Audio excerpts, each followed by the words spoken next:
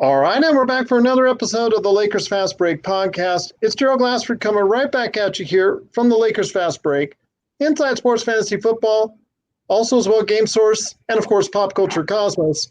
Want to go ahead and give us a 5-star review if you can. We truly appreciate it. If you can like, support, share, follow, whatever you can do to support us right here at the Laker Fast Break, we truly appreciate it.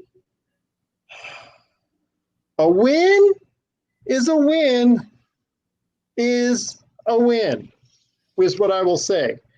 I will take it any way I can get it. As I told LakerTom before, doesn't matter how ugly or pretty it is, when you take it to the dance, it's always a win. And the Lakers did win tonight 103-101 with the last, I should say, down to the wire shot by LeBron James, put back of his own shot. And, of course, some stellar defense at the end, not only on Kawhi, but also Paul George, showing that in certain moments, he can still give you classic LeBron. So anybody out there that wants to go ahead and say he can't do it anymore, or he hasn't got it anymore, or he just doesn't want to do it anymore, you know what? He can play the D that you can go ahead and count upon when the time is needed in a playoff or final scenario. But there's much to discuss today, and I've got two guys with me right now to talk the NBA season being back, and of course, the Lakers winning.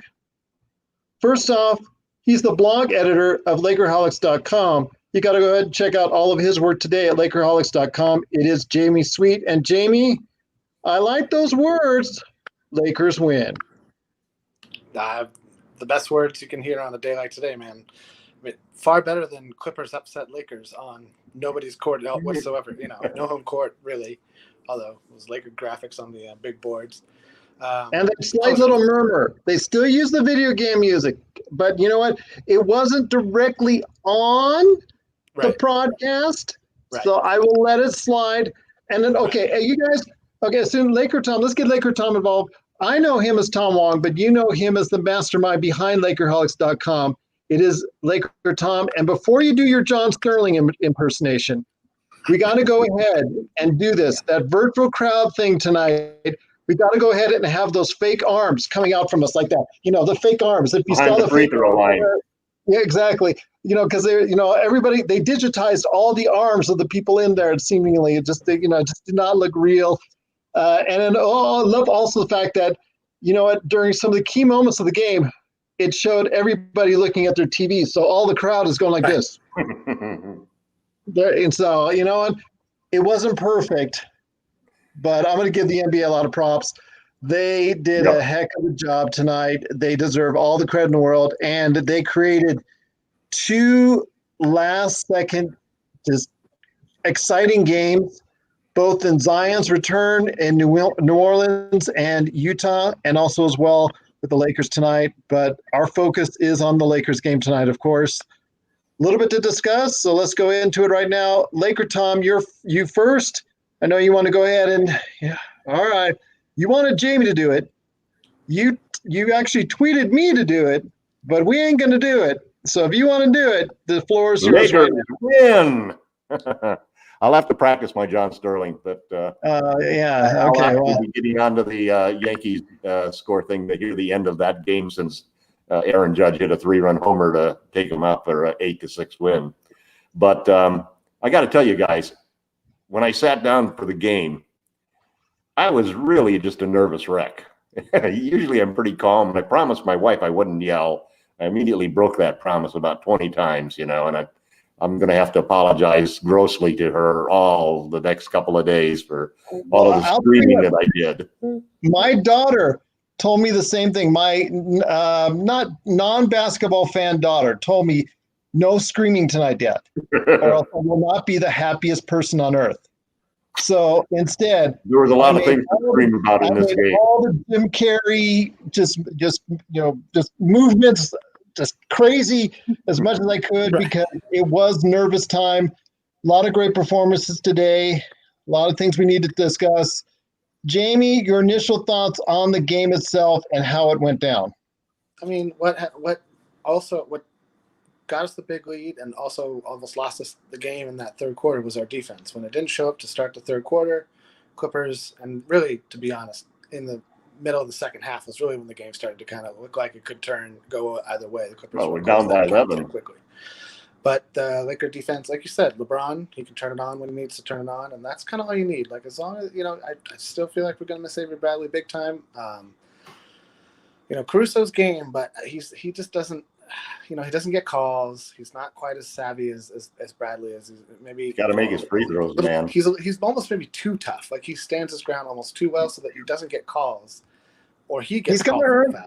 He's gonna, and this is the whole team as a whole. They have to hit at least some percentage of respectability from the outside. There were 100%. Several individuals, Danny Green, Caruso, several individuals who could not hit their shots, but the Lakers did have two players. I'm not talking the superstars because we'll get into superstars a little bit later, but there were two players that did step up today, and they were Kyle Kuzma and Dion Waiters. Dion Waiters. Two guys in the article I wrote today. Well, you know what? You can go officially. You're on that ferry. You're going on to Waiters Island right now. I can see you building a home there. Country in Waiters Island. He's the ferryman to Waiters Island. Well, listen, the main thing I want to really give credit for, Kuzma came out and he showed again that he's fixed his broken three-point shot. I think he went 4 of 7 and a couple of really clutch shots there. Because he did everything his in rhythm. defense on Kawhi in the second half was the game turnaround, man. Yes. He shut him down. Kawhi scored 9 points in the entire second half. And that's what I want to touch upon because he acts this defense in that fourth quarter. First quarter looked a little rough. I'm going to be honest with you. He started getting those happy feet again, and also as well he started doing a little bit too much. That's his first couple misses. He hit his first one. Then he started going a little bit three-point shot happy, missed a couple in a row, and then you're thinking to yourself, oh my gosh, he's going to lose his confidence. He didn't take a couple of wide open shots and instead tried to stutter step and so forth. And as I was writing in the article, a big thing about the difference in what he's doing now is his shot selection. He is taking catch and shoot, shots rather than shots off of the bounce, and he's taking more corner threes.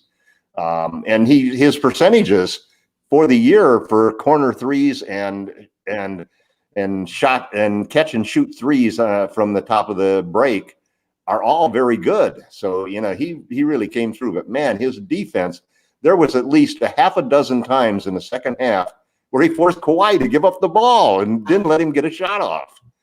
Looked a little rough in the first half, but you know what? He looked outstanding. He looked like the player that everybody is hoping for in that second half. Made great decisions. You know what? If he misses the shot, that's okay. If he makes a good decision, or if he misses a pass, Go ahead, Jamie. No, he settled way down in the second half. You're absolutely right. Yeah, he felt so much more comfortable, I think, within the confines of the whole team scheme. I was surprised he wasn't in there at the end. 16 points, the second best scorer on the team. But I was surprised he wasn't in there. But you know what? I'm glad that at the end. But he did play an integral role. Dion Waiters also defensive still. That's an issue. I think that's why you can't keep him out there for long stretches. But offensively, the things he can do and create in the offense for himself makes him a liable threat to go ahead and get you buckets and get you points off the bench that you sorely need. Got 27 points from the two of them, and they were critical. Some good play. I mean, it's just such a big difference when you think about it, not only for this championship, but the decisions that the Lakers are going to have to make in the offseason. Because they pick up one guy off of the dump heap in Waiters, and they get a guy like Kuzma, who's already been traded a dozen times in almost everybody's book. And now all of a sudden, those two guys, they could be the 25 and the 27, 28-year-old guy to play with 27-year-old Anthony Davis in a post-LeBron Lakers team. And we didn't have anybody that fell into that category other than Caruso, who was the main reason I was yelling all game long, man. I mean, 3 missed free throws. I know. 2 missed threes. No. He made a great defensive play at the end, and I was just so happy for him.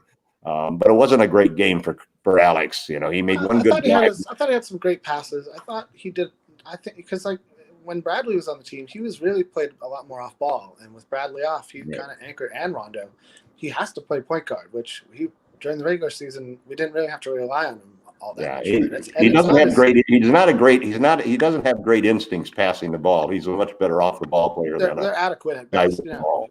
His decisions card is tenacity and defense. His rotations, not having his hand up on several occasions, was unlike him. I thought that was very surprising. Green hit 2 threes that he basically left him alone in the corner. Yeah, he gave up on the play. The Lakers need to worry about their letting too many 3-pointers up right now. Their 3-point percentage defensively since they've come back, as I've told you before, earlier this week, in fact, actually last week, after their first game and their second game, it's still an issue where they need to go ahead and defend the 3 a little bit better. Caruso, like I said, struggled overall. Mm-hmm. Dwight struggled badly. Dwight had a bad game. Yeah, it's just something that I think that he hopefully will go ahead and be a little bit more consistent, and that's all you're asking for. But again, LeBron not having a typical LeBron game, you're still able to go ahead and get the win. And AD. Yeah, well, AD fire. Well, at the free throw line, because you got to commit. He made the Clippers. He put them in 14 free throws because he got them all in foul trouble virtually.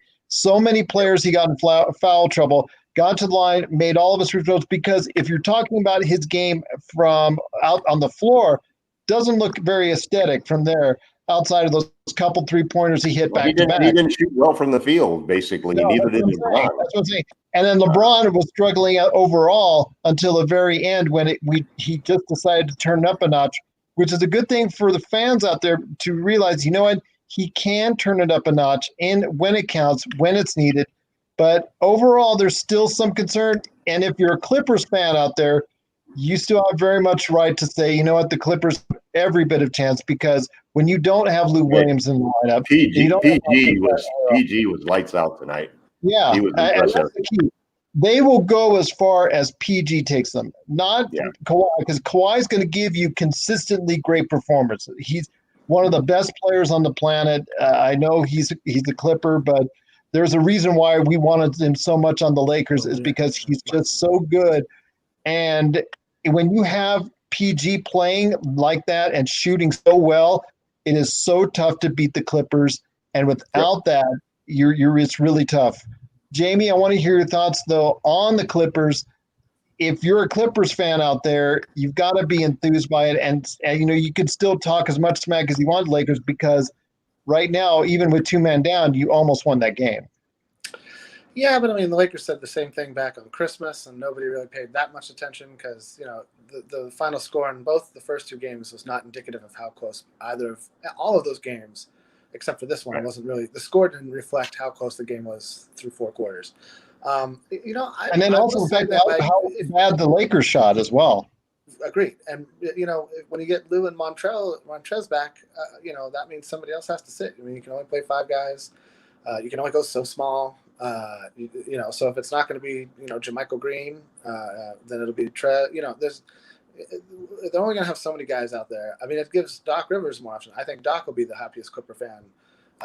Doc really for any. I thought Doc made a major mistake in taking both Paul George and Kawhi out of the game at that point in the second quarter, because basically the Lakers really stretched that out and had a good lead as a result of that.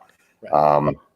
And that was one thing that I thought in the article I wrote. I made a big point that I think that Frank Vogel outcoached both Budenholzer and Doc Rivers when we swept that weekend sweep against the Bucks and the Clippers.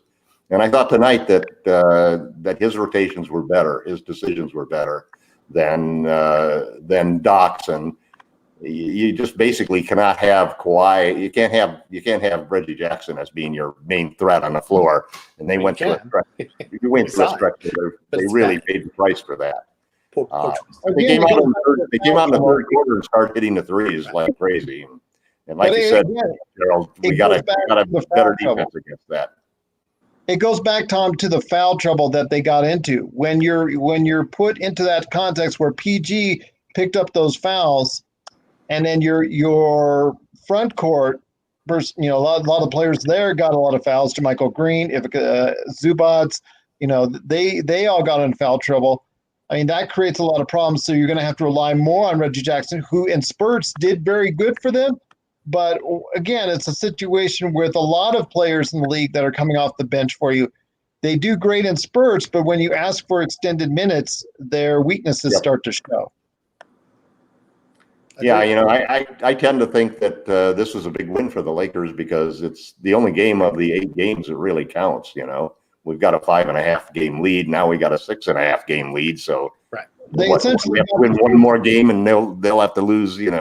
Even if they swept the rest of their games, it's almost impossible for them. They win 2 more games and it's all over. They can do whatever they want with the remaining games. So load management, man. Load management. The rest of the get in shape.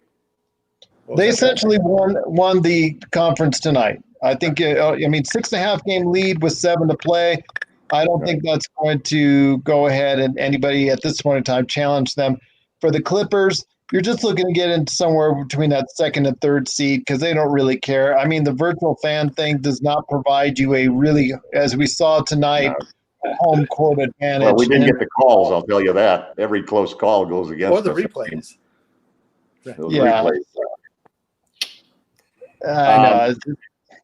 There was one other thing that I found interesting in the game, which was that, or really encouraging from the Lakers standpoint, which is to have that 11-point lead, or actually I think it was 15 or 16 at one point, 13 at one point in time. Yeah. To have a 13-point lead and then go down by 11. I know. And then to come back the way we did and take over the game so that we controlled it going all the way down to the wire, that was impressive. And the other thing about it is that not only did Dwight become unimportant the same as he was during the Bucks and Clippers games in March when we swept them on that weekend, but you could see that the moves that were made with Anthony Davis he was playing the 5 when he came in and LeBron went to the bench. There was none of this messing around with trying to go with 2 big guys in there and so forth. AD basically was playing the 5. And that's when we played well. And I think Morris played like 5 minutes. I didn't get a chance to look at the stats from an NBA.com. If he played 5 minutes, I'll be surprised. Of what? Marcus Morris. If he played 5 minutes. Well, Marcus is 0 now. I don't think Marcus makes a point either. I think the Morris brothers got zilch for that evening. But our problem has always been what happens when LeBron's off the floor. We didn't have that problem tonight because of Anthony Davis, and because we played him at the 5, and that with 4 other shooters on the floor, he's a much harder cover for defenders than if you've got JaVale down there. Although JaVale played well when he was in the game, but boy, Dwight had a terrible game.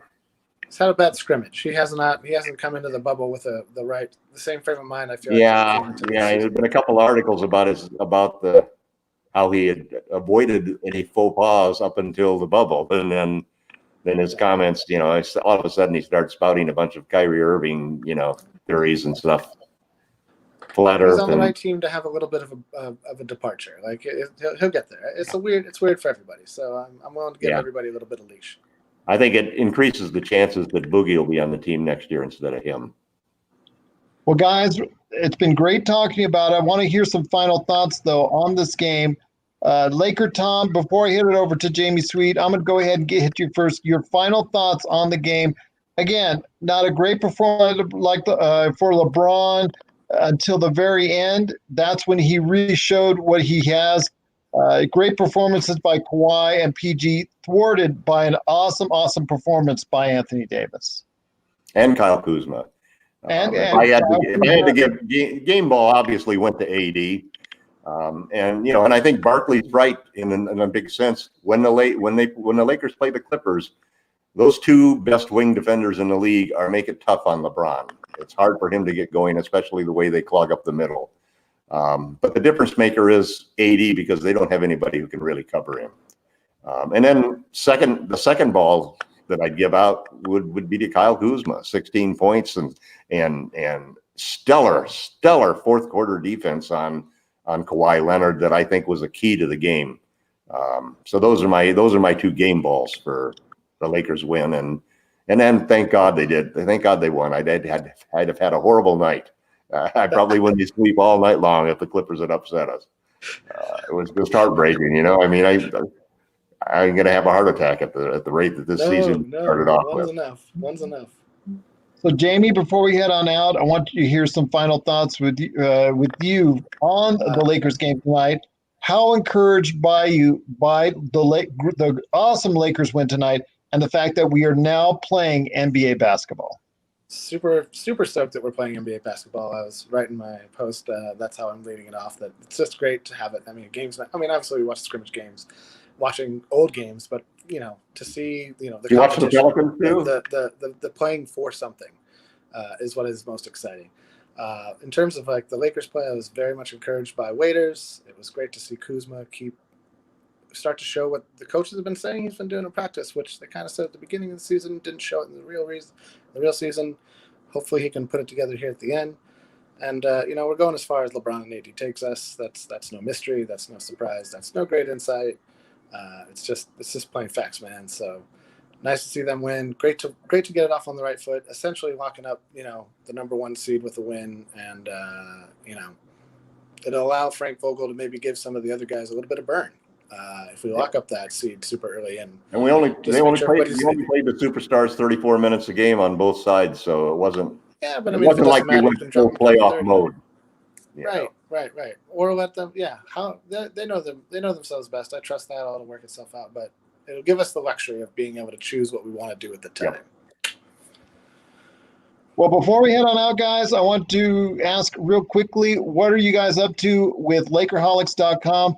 I'm going to tell everybody out there, for Lakers Fast Break, we have at least 25, that's right, 25 podcasts this month based on the NBA bubble previews and thoughts on the NBA bubble and everything that went on. So if you can check out our entire list of podcasts we have done this month, you want to check out the Lakers Fast Break channel anywhere you get your podcasts.